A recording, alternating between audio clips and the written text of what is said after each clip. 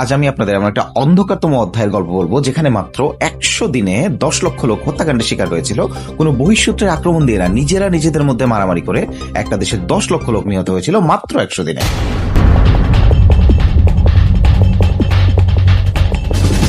6 April 1994 Falcon 50 নামে একটা বিমান আফ্রিকার ছোট্ট দুইটা দেশ বুরুন্ডি এবং রুয়ান্ডা, পাশাপাশি দুইটা দেশ, ফ্যালকন 50 নামে একটা বিমান বুরুন্ডির আকাশ থেকে রুয়ান্ডার আকাশে প্রবেশ করছিল।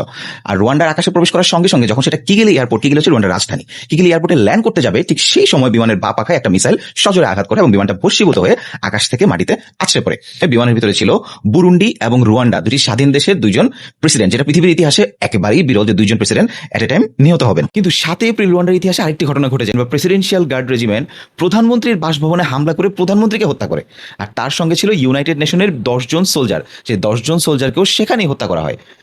কি শুনতে খুব অবাক লাগছে না? এটা কি হতে পারে? প্রথমে প্রেসিডেন্ট নিহত হলো মিসাইল ছোড়ার মধ্য দিয়ে, এরপর প্রধানমন্ত্রীকে হত্যা করা হলো এবং এরপর পরই রুয়ান্ডা গণহত্যা শুরু হয়, যেখানে মাত্র 3 মাসে 10 লক্ষ লোক নিহত হয়। অতএব ঘটনা শুরু করার আগে আমাদেরকে একটু রুয়ান্ডা সম্পর্কে জানতে হবে। Rwanda, the land of thousand hills.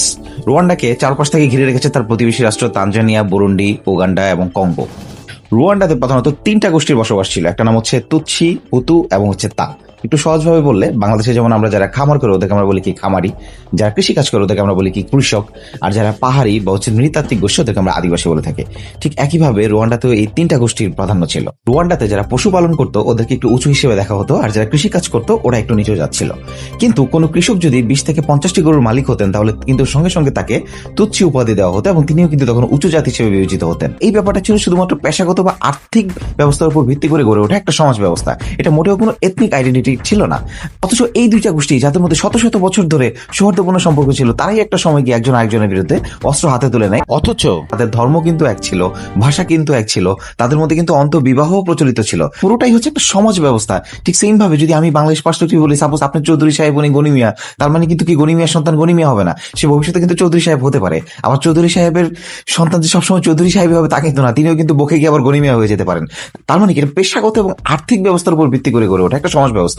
এটা তো এখনো পৃথিবীর বিভিন্ন দেশে এক্সিস্ট করে। কিন্তু তার মানে তো এই না যে এই 2টা গোষ্ঠীর মধ্যে মারামারি হতে হবে আর সেখানে 10 লক্ষ মানুষ একটা পৃথিবীর মানচিত্র থেকে হারিয়ে যায়। 2026 থেকে একটু 32 বছর পেছনে চলে যায় 1994 সাল। বাংলাদেশ থেকে প্রায় 6600 কিলোমিটার দূরে অবস্থিত রুয়ান্ডায় তখন খুবই টালমাটাল অবস্থা চলছিল। তো রুয়ান্ডার প্রেসিডেন্ট বুরুন্ডির প্রেসিডেন্টের সাথে একটা শান্তি চুক্তি সিগনেচার করে। শান্তি চুক্তিটা সিগনেচার করার পরে বুরুন্ডির আকাশ থেকে ফ্যালকন 50 বিমানে করে তিনি ফিরছিলেন কিগেলিতে। রুয়ান্ডার রাজধানীর নাম হচ্ছে কিগেলি, মনে রাখা ভালো। কিগেলি এয়ারপোর্টের আমার ঠিক আগ মুহূর্তে বিমানের বাঁ পাখায় আঘাত করে একটা মিসাইল, এবং সেখানে 2জন প্রেসিডেন্টের মৃত্যুর পর পরে শুরু হয় রুয়ান্ডা গণহত্যা। আসলে এটা কি সম্ভব? শুধুমাত্র একটা বিমান দুর্ঘটনাকে কেন্দ্র করে 3 মাসের ব্যবধানে 10 লক্ষ মানুষ অন্তর্কোন্দলে নিহত হবে?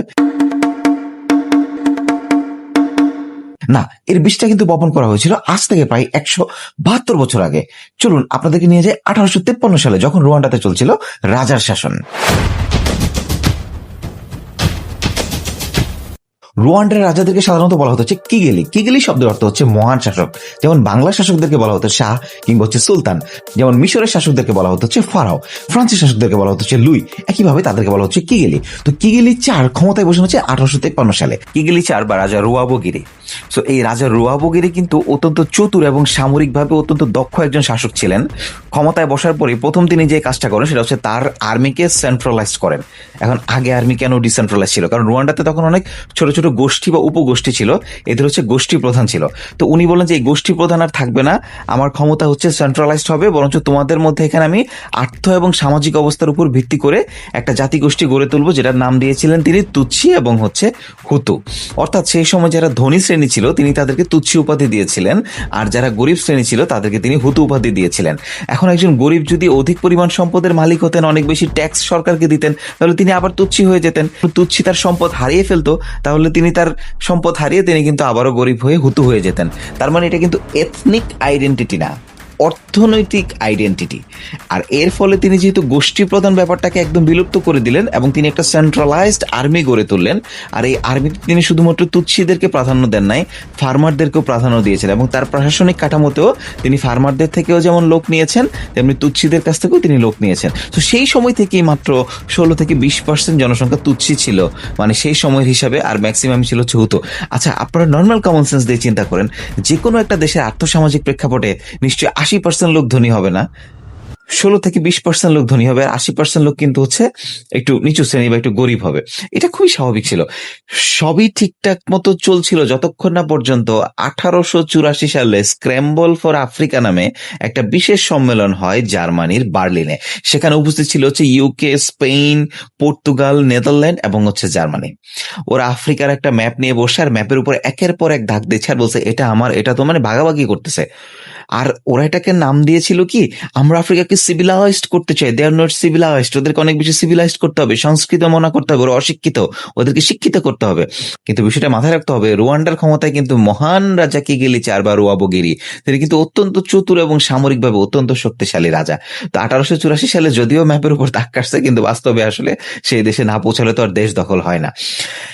আমেরিকা সাধারণত কি করে, কোন একটা দেশ দখল করতে গেলে সে হচ্ছে আকাশপথে আক্রমণ চালায়, আর রাশিয়াতে হচ্ছে ল্যান্ড ফোর্সে ট্যাঙ্ক নিয়ে হামলে পড়ে। বাট জার্মানি আর ইউকের স্টাইলটা কিন্তু ডিফারেন্ট, যেটা ব্রিটিশরা আমাদের ভারত উপমহাদেশেও করছে। ওরা যেটা করে, অল্প সংখ্যক লোক নিয়ে যায়, তারপর সেখানে হচ্ছে ষড়যন্ত্র করে, তারপর সেই রাজাকে হচ্ছে পাপেট রাজা বানায় ফেলায়, হ্যাঁ, তারপর হচ্ছে প্রশাসন এবং দিওয়ানি আলাদা করে দেয়, ট্যাক্সটা ওরা কালেক্ট করে, আর হচ্ছে প্রশাসনিক ক্ষমতা ওই পাপেট রাজাকে দিয়ে দেয়। সেম কাজটাই ওরা করলো রুয়ান্ডাতে। কাকে দিয়ে করলো? একটা ব্যক্তি ছিল, নাম হচ্ছে পল গুস্তাভ। কারণ ওরা এর আগে অনেক ব্যক্তি খুঁজে কিন্তু কোনোভাবে খুঁজে পাচ্ছিল না যে আসলে কে এটার জন্য পারফেক্ট ব্যক্তি। তখন পল গুস্তাভকে পাইছে। পল গুস্তাভের জন্ম 1960 সালে জার্মানিতে। উনি অত্যন্ত চতুর এবং খুব অল্প বয়সে সামরিক বাহিনীতে খুব উঁচু জায়গা দখল করে নেন। সো 1890 সালে পল গুস্তাভ সর্বপ্রথম আফ্রিকা মহাদেশে প্রবেশ করেন এবং তিনি হচ্ছে উগান্ডা এবং হচ্ছে কঙ্গোর দিকে ছিলেন। সো সেখান থেকে তিনি দ্রুত আগায় আসেন। আগে আসার সাথে সাথে তিনি রুয়ান্ডার রাজার সাথে দেখা করেন এবং রুয়ান্ডার রাজার সাথে দেখা করার পরে তিনি তাকে বুঝাইতে চান, কারণ তিনি কিন্তু অত্যন্ত চতুর ছিলেন এবং খুব ভালো ডিপ্লোমেট এবং এট এই টাইমে খুব ভালো সামরিক কর্মকর্তা ছিলেন। তিনি রাজাকে বুঝাতে সক্ষম হন বা কোনোভাবে হচ্ছে তাকে মানে একটু লোভ টোপ দেখায়, দেখো তোমার দেশটা উন্নত করতে হবে, তোমরা অশিক্ষিত লোক শিক্ষিত করতে হবে, সিভিলাইজ করতে হবে, এখানে প্রচুর বিশ্ববিদ্যালয়, স্কুল, কলেজ বানাইতে হবে, রাস্তাঘাট করতে হবে, না হলে তো তোমরা আসলে সিভিলাইজড হবো না। See our Europe, we are so much civilised, আমরা উড়াই ফেলছি, ধুরাই ফেলছি। এখন somehow they can manage the same thing এবং কিছুটা ষড়যন্ত্র করছে, মারামারি করছে হালকা পাতলা। সো এইভাবে করে officially they had taken over the Rwanda in 1897 সালে অফিসিয়ালি জার্মানি রুয়ান্ডাকে তাদের কবজা করে ফেললো এবং রাষ্ট্রীয় ক্ষমতায় টিকে থাকার জন্য হুতুদেরকে ছলে বলে কৌশলে হচ্ছে ওরা শোষণ করতো। আর ওই যে তুচ্ছি যে গোষ্ঠীটা ছিল ওদেরকে হচ্ছে খালি উপরে তুলতো এবং ওদেরকে দিয়েই হচ্ছে টাকা পয়সা সিস্টেম করে, যেটা ওরা করছে। এদিকে করছে মির্জাফর, এদের মধ্যে তো কিছু মির্জাফর, রায়বল্লভ, রায়দুল্লভ, গসেটি বেগম ছিল, তো ওদেরকে তারাও সেখানে সেম একই কাজই করছে। জার্মানরা রুয়ান্ডাকে শাসন করছিল, কিন্তু এর মধ্যে 1916 সালে শুরু হয়ে যায় প্রথম বিশ্বযুদ্ধ। আর এই প্রথম বিশ্বযুদ্ধের সময় বেলজিয়াম সেনারা অপেক্ষা করছিল হচ্ছে কঙ্গোতে। আমাদেরকে একটু ম্যাপটা দেখতে হবে। কঙ্গো কিন্তু ঠিক হচ্ছে রুয়ান্ডার পাশে অবস্থিত এবং রুয়ান্ডার প্রতিবেশী রাষ্ট্র। কঙ্গোকে বর্তমানে বলা হয় ডেমোক্রেটিক রিপাবলিক অফ কঙ্গো। এই ডিআরএ ব্রিটিশ বাহিনীর সহায়তা নিয়ে বেলজিয়ানরা 1916 সালের একদম শুরুতেই জার্মান বাহিনীকে পরাজিত করে রুয়ান্ডাতে, এবং তারা মূলত রুয়ান্ডাকে সে সময় তাদের দখল করে নেয়। এবং 1918 সালে কিন্তু জার্মানি পরাজিত হয় প্রথম বিশ্বযুদ্ধে। আর এই পরাজিত হওয়ার পরে ফ্রান্সের ভার্সাই প্রাসাদে ভার্সাই চুক্তি হয়, আর এই ভার্সাই চুক্তির মাধ্যমে অফিসিয়ালি রুয়ান্ডা চলে যায় হচ্ছে বেলজিয়ামের হাতে। তো তখন একটা ব্যাপার বলা হয় যে এই যে আফ্রিকার যে দেশগুলো আছে এরা মূলত হচ্ছে ইউরোপিয়ান প্রশাসক দ্বারা চলবে বা ইউরোপিয়ানদের আন্ডারে চলবে যতদিন না পর্যন্ত তারা স্বাধীনতা পায়। এবং 1922 সালে সর্বপ্রথম বেলজিয়ানরা অফিসিয়ালি রুয়ান্ডাকে তাদের নিজেদের কবজায় নিয়ে নেয়। তো তখন আমরা হয়তো ভেবেছিলাম যে এই যে তুচ্ছিদেরকে যে উঁচু জাতি হিসেবে বিবেচনা করা হতো এবং তাদেরকে হচ্ছে রাষ্ট্রীয় বা সরকারি চাকরিতে সবচেয়ে বেশি গুরুত্ব দেওয়া হতো, এই ব্যাপারটা হয়তো বেলজিয়ানরা তখন ভেঙে দিবে, কারণ সে তো জার্মানির করেছিল এবং সে কাঠামোটা তো আসলে জার্মানি বানিয়েছিল। কিন্তু সবাইকে অবাক করে দিয়ে জার্মান বানানো সেই কাঠামোকেই আরো স্থায়ীভাবে এবং অফিসিয়ালি চুক্তি করে পলিসি করে বাস্তবায়ন করলো বেলজিয়ানরা। আর এটারই অংশ হিসেবে 1933 সালে বেলজিয়ানরা বলল যে না, আমরা রুয়ান্ডাকে শুধুমাত্র এভাবে দেখতে চাই না, আমাদেরকে এখানে আইডি কার্ডের প্রচলন করতে হবে। মানে কি, মানে এথনিক আইডি কার্ড দিতে হবে। আরে ভাই, এই গ্রুপটা তো এথনিক গ্রুপ না, এটা তো আর্থ সামাজিক গ্রুপ, এখানে আইডি কার্ড দেওয়ার কি আছে? আরো সবচেয়ে যে জঘন্যতম বিষয়টা তারা বললো, এই যে আইডি কার্ড আমরা দিব, এবং তার আইডি কার্ড দিল 1933 সালে, যে ওকে, রাষ্ট্রের এই 16% জনসংখ্যা হচ্ছে তুচ্ছি, রাষ্ট্রের 70% জনসংখ্যা হচ্ছে হুতু, বাকিরা হচ্ছে তা, এবং এরা কোনোদিনও আর এথনিক আইডেন্টিটি কার্ড পরিবর্তন করতে পারবে না। আরে এটা কি হয়? সাপোজ আমি ফার্মার, আমি সারা জীবন ফার্মার থাকবো, আমি কখনোই বড়লোক হতে পারবো না, আমি কখনোই সরকারি সিদ্ধান্তে যেতে পারবো না, আমি কখনোই উদ্যোক্তা হতে পারবো না। আবার অন্যদিকে যে ব্যক্তি হচ্ছে তুচ্ছি, তার সন্তান যদি একেবারে কিছু নাও জানে, গাধাও হয়, সে তুচ্ছি হবে, মানে সে সরকারি চাকরিতেই যাবে। এটা কি হয় নাকি? এটা চরম বৈষম্যমূলক সমাজ ব্যবস্থা 1933 সালের পর থেকে গড়ে ওঠে এই রুয়ান্ডাতে। আর আর এদিকে ক্ষমতা এবং টাকা, আমরা সবাই জানি এটার প্রতি সবাই হচ্ছে পাগল। তুচ্ছিরা এই ক্ষমতা এবং লোভ এবং এই টাকার কারণে যখন তারা দেখলো যে এথনিক আইডেন্টিটি কার্ডের মাধ্যমে তাদের হচ্ছে চিরস্থায়ী বন্দোবস্ত হয়ে গিয়েছে তাদের এবং তাদের সন্তানদের, তো এরাও শুরু করলো হুতুদের উপর দমন পীড়ন, মানে দিনমজুর এবং খ্যাত মজুরদের উপর এরা চরম বৈষম্যমূলক আচরণ শুরু করলো 1933 সালের পর থেকে। ইতিমধ্যেই আমরা জানি দ্বিতীয় বিশ্বযুদ্ধ শুরু হয়ে গেল এবং দ্বিতীয় বিশ্বযুদ্ধের পর জার্মানি আবারও হারলো এবং একটা নতুন বিশ্ব ব্যবস্থা পৃথিবী পেল। কিন্তু রোয়ান্ডার কপালটা চেঞ্জ হয় নাই। সো 1948 সালে এই রোয়ান্ডার যে উচ্চবংশীয় তুচ্ছিরা ছিল তাদের মধ্য থেকে গুটি কয়েক তুচ্ছি সিদ্ধান্ত নিল যে দেখো, পৃথিবীর সবগুলো দেশ কিন্তু স্বাধীনতা পাচ্ছে, তাহলে রোয়ান্ডা কেন স্বাধীনতা পাবে না? রোয়ান্ডাও তো স্বাধীনতা পাওয়ার যোগ্যতা রাখে। আর তখনই বেলজিয়ানদের কলিজার ভিতরে আর পানি নাই যে আরে এই যে রোয়ান্ডার যে উচ্চ বংশীয় তুচ্ছিরা আছে, যাদেরকে তারা এতদিন ধরে বিশ্বাস করেছে, যাদেরকে তারা সরকারি চাকরিতে বসিয়েছে, আর্মিতে বসিয়েছে, যাদের হাতে তারা অস্ত্র তুলে দিয়েছিল, হুতুদেরকে শাসন করার মধ্য দিয়ে, হুতুদেরকে শোষণ করার মধ্য দিয়ে রাষ্ট্রীয় কোষাগারে যে টাকা জমা হতো সেখান থেকে যে ট্যাক্স বেলজিয়ানরা নিয়ে যেত, সেটা বোধহয় এখন হাতছাড়া হয়ে যাবে। তাহলে কি করতে হবে? সেই যে পুরানো খেলা ডিভাইড অ্যান্ড রুলস, এবার তারা হুতুদেরকে গোপনে ডেকে নিল হচ্ছে বেলজিয়ামে। হুতুদেরকে তারা বেলজিয়ামে ডেকে নিয়ে বললো, দেখো তোমরা হুতুরা, তোমরা তো হচ্ছে কৃষক, তোমরা খ্যাত মজুর, তোমাদেরকে যে আমরা 1933 সালে আইডি কার্ড দিয়েছিলাম, তোমাদের সন্তানরা তো আর উপরে উঠতে পারছে না, অন্যদিকে দেখো তুচ্ছি সন্তান কিন্তু তুচ্ছি হচ্ছে, তো তোমাদের কিন্তু ওদের এগেন্সে একটা বিদ্রোহ করতে হবে, কারণ ওরা কিন্তু স্বাধীন দেশ চাচ্ছে, আর ওরা একবার যদি স্বাধীন হয়ে যায় তোমাদেরকে কিন্তু ওরা দেশ থেকে বের করে দিবে। আরে ভাই, 1933 সালে আপনিই তো এথনিক আইডেন্টিটি কার্ড দিয়েছেন, আর এটা তো আসলে ওদের মধ্যে এথনিক কোনো ব্যাপার ছিল না, এটা তো আর্থ সামাজিক ব্যবস্থার উপর ভিত্তি করে গড়ে ওঠা একটা সমাজ ব্যবস্থা। এটা যে কোনো সমাজে থাকতে পারে ধনী গরিব ব্যক্তি। যেমন দেখেন আমরা কি বলি, আমরা কি এটা ট্যাক্সের ক্যাটাগরিটা চেঞ্জ হয় না আয় অনুযায়ী? সো কি যিনি সবচেয়ে বেশি আয় করেন কিন্তু সবচেয়ে বেশি ট্যাক্স দিবেন, তো তার তো একটু সম্মান থাকবে, রাষ্ট্র তাকে সিআইপি উপাধি দিবে, এটাই তো স্বাভাবিক। অথচ এটাকে এথনিক আইডেন্টিটি বানায় আবার দুইটা পক্ষকে একটাকে আরেকটার বিরুদ্ধে আপনি উস্কে দিচ্ছেন। ঘটনাটা 1948 সালে। পরবর্তী 10 বছর 1948 থেকে 1958 এই উস্কে দেওয়া বিষ ফার্মার যে শ্রেণীটা ছিল বা হুতু যে শ্রেণীটা ছিল ওদের মধ্যে চরম বিষাদ গড়ে তোলে তুচ্ছিদের এগেনস্টে। এখন একটা বিষয় আপনাকে মাথায় রাখতে হবে, তুচ্ছি কিন্তু জনসংখ্যার 16%, কিন্তু এলিট সোসাইটি সবাই তো আর খারাপ ছিল না, সবাই তো আর সেই রাষ্ট্রীয় বাহিনী ছিল না, সেখানে তো ম্যাক্সিমামই আসলে ভালো মানুষ ছিল, হয়তো খারাপ মানুষ ছিল মাত্র 2% কি 3%।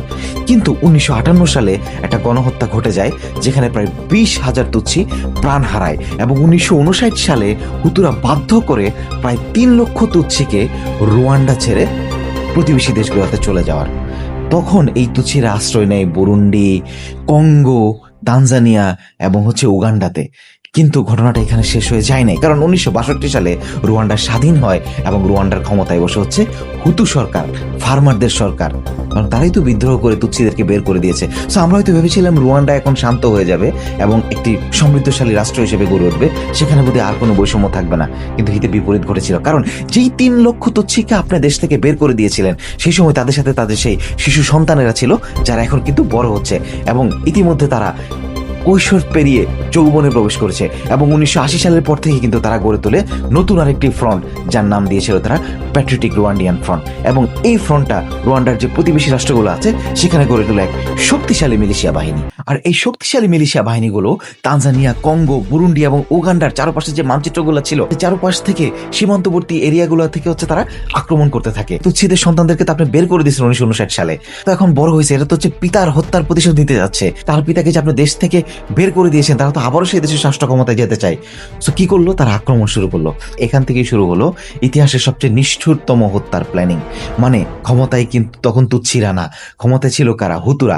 এখন প্রশ্ন হচ্ছে সব তুচ্ছি কি দেশ থেকে বের হয়ে গেছিল? না, সব তুচ্ছি কিন্তু বের হয়ে যায় নাই, আরো তুচ্ছি কিন্তু দেশে আছে। সো সেই সময় হুতুরা রাষ্ট্রীয় টেলিভিশনে এবং হচ্ছে রেডিও চ্যানেলে প্রকাশ করতো যেখানেই তুচ্ছি পাবা তাকে কেটে ফেলতে হবে। তুচ্ছি মানে হচ্ছে তেলাপোকা, তুচ্ছিকে রাখাই যাবে না, তুচ্ছি দেখলেই তাকে মেরে ফেলতে হবে। আরে ভাই, এই যে পৃথিবী, এই যে ল্যান্ড রুয়ান্ডা, এখানে তো এক সময় তোমরা হুতুরা এবং তুচ্ছিরা একসাথে বসবাস করছো, তোমরা তো একই ধর্মের লোক, তোমরা তো একই ভাষায় কথা বলো, তোমাদের মধ্যে তো আন্তঃবিবাহ প্রচলিত ছিল। হয়তো আজ থেকে 100 বছর আগে যিনি তুচ্ছি ছিলেন তিনি হয়তো 100 বছর পরে তিনি হুতু হয়েছেন। আসলে এটা তো কোনো এথনিক আইডেন্টিটি না। অথচ রাষ্ট্রীয়ভাবে সেই যে বেলজিয়ানরা তাদের মাথার ভিতরে যে ঢুকাই দিছিল যে না, তুচ্ছি মানে হচ্ছে তোমাদেরকে তারা শাসন করেছে, আবার অন্যদিকে তুচ্ছির সন্তানেরা তারাও একটা ডেমোক্রেটিক ফ্রন্ট করে চারদিক থেকে আক্রমণ করছে। একটা অস্থিতিশীল পরিবেশ তখন বিরাজ করছিল রুয়ান্ডাতে। আর 1990 থেকে 1994 সাল পর্যন্ত অসংখ্য তুচ্ছিকে রুয়ান্ডার হুতু সরকার গুম করে, আর এগুলারই প্রতিশোধ নেওয়ার জন্য 1994 সালে সেই যে বলেছিলাম বিমানটা বুরুন্ডির আকাশ থেকে রুয়ান্ডায় প্রবেশ করেছিল, সেই বিমানে মিসাইল ছড়েছিল তুচ্ছির সেই প্যাট্রিয়টিক রুয়ান্ডিয়ান ফ্রন্ট। আর এর ফলে নিহত হয় রুয়ান্ডার প্রেসিডেন্ট এবং বুরুন্ডির প্রেসিডেন্ট একই সাথে। আর এরপরে 6 আগস্ট থেকে শুরু হয় সেই কুখ্যাত গণহত্যা। সেই গণহত্যায় মাত্র 3 মাসে 10 লক্ষ মানুষ একটা পৃথিবীর ছোট্ট দেশ থেকে হারিয়ে যায়। সেই সময় শান্তিরক্ষা বাহিনী ছিল, কিন্তু তারা হাত গুটিয়ে বসেছিল। আসলে তারা তেমন কোনো নির্দেশ পায়নি। তো হুকুমের গোলাম, নির্দেশ না পেলে তো আসলে কিছু করতে পারে না। এবং পুরো পৃথিবীতে আসলে জানতেই পারেনি রুয়ান্ডাতে কি ঘটছিল। তারা বুঝতে পারছিল যে হ্যাঁ, রুয়ান্ডার অন্তর্কন্দলে কমিউনাল ক্ল্যাশ হচ্ছিল, কিন্তু কমিউনাল ক্ল্যাশে কি 10 লক্ষ মানুষ মারা যেতে পারে? না কোনো বহিঃশত্রের আক্রমণ, না কোনো প্রতিবেশী রাষ্ট্রের আক্রমণ, মাত্র 3 মাসে 10 লক্ষ মানুষ, হাজার হাজার নারী শিশুকে হত্যা করা হয়, হাজার হাজার মহিলাকে ধর্ষণ করা হয়, হাজার হাজার পুরুষকে হত্যা করা হয়। এবং ফাইনালি 1994 সালের একদম শেষ নাগাদ পৃথিবীর যেই সহৃদয় রাষ্ট্রগুলো ছিল তারা এগিয়ে আসে এবং রুয়ান্ডাকে তারা সেই প্যাট্রিয়টিক রুয়ান্ডিয়ান ফ্রন্টের মাধ্যমে, এবং যারা সেই সময় বিভাজন করছিল তাদেরকে একই টেবিলে নিয়ে আসে এবং তাদেরকে বোঝাতে সক্ষম হয়, আরে ভাই, এটা তো এথনিক আইডেন্টিটি কার্ড না যেটা 1933 সালে তোমরা পেয়েছিলে। আরে ভাই, তোমরা তো ভাই, তোমরা একে অপরের ভাই, তোমরা একে অপরের বংশধর। তোমাদের এই সম্পর্ক তো আজ থেকে প্রায় 172 বছর আগে গড়ে ওঠা কিগালি 4-এর সময়কার বংশধর। তোমরা তোমরা কেন একে অপরের বিরুদ্ধে মারামারি করছো? এটা তো তোমাদেরই রুয়ান্ডা। আর এর পরপরই ধীরে ধীরে আস্তে আস্তে রুয়ান্ডা শান্ত হতে থাকে। এবং আপনারা যদি এখন গুগলে সার্চ করেন, 2026 সালে রুয়ান্ডাকে বলা হয় the Singapore of Africa. Rwanda আফ্রিকার সবচেয়ে ধনী দেশ এই মুহূর্তে। সেই গল্প না হয় আমরা অন্য কোনো দিন বলবো।